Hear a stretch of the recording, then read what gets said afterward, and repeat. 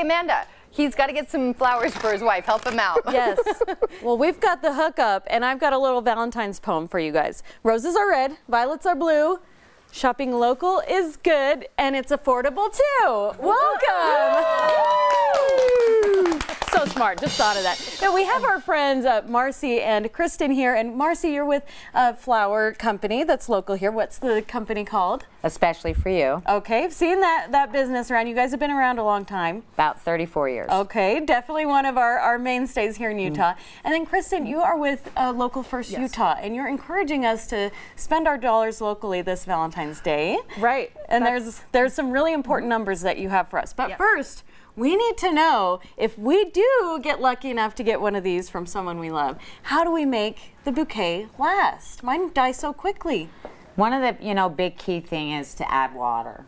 You would be surprised how many people don't add water. So obviously in a clear vase you can see that it needs water, so that happens more often. But when you're in containers that you can't see through, it's important that you check it every day. Also, another thing is to keep it away from any heat sources, drafts. Don't put them on TVs or anything that produces heat. Really? Or direct sun. So that will make them wither faster. Okay. And then so like if it's below 32 and you're going home in your car and taking them home from work, make sure that your car's a little bit preheated, but don't put them in front of the heater. So no temperature extremes. Why is that? Flowers can freeze just like anything, so you don't want them really, they're okay at 32. There's some, varieties that don't like that at all. Okay. But heat also makes them wilt faster. So now, is there anything you have to do? I heard that you need to clip part of the stems. Do you have to? So let's say you got this arrangement right here. Yes. And you started getting a little limp. You could look at them and see they're a little lump. You could just pull it out of your vase, switch the water, make sure the water's clean. How often Take a do pair you of switch scissors. the water? When the water starts getting murky, but every 2 days is a good so it doesn't. Flowers start producing ethylene gas, which kills themselves once they're cut. What? So so that's why you don't put them around fruit or anything, because ethylene gas will make them not last as long. Okay, so when you pick them up, you can trim. Do you have to trim them in a certain way? Just as long as it's a fresh cut.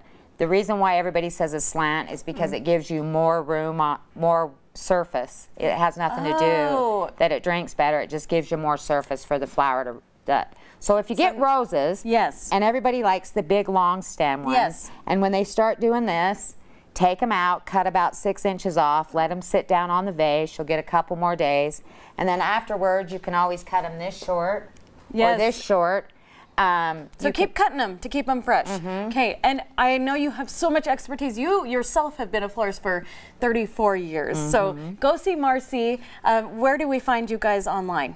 Do you have a website? www.yourdowntownflorist.com. Okay, and then Kristen, we spend a lot of money for Valentine's Day nationally. Yes. Do you know about how much? So the average household spends about $200 every year on Valentine's Day. Wow. Which seems like a high number, but people are buying Valentines for more and more people in their lives. That's true, so not just the lover. Exactly. It's the kids and the grandparents. The kids, even pets.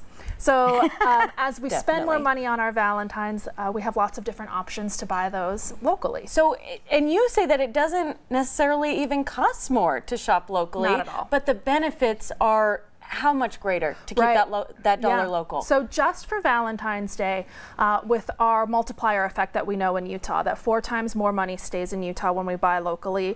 If we just average out what people are spending on Valentine's Day, it's $7 million would stay in Utah in the month of February. Even if we were being frugal shoppers at our local businesses, we would still keep millions of dollars here. Absolutely. Well, thank you so much. Yeah, and where can people find a list of local businesses? Visit localfirst.org. Okay. Love your locals. Okay, I love my locals. Thank you so much for giving us this flower tutorial so that we can have those symbols of love lasting throughout the weekend.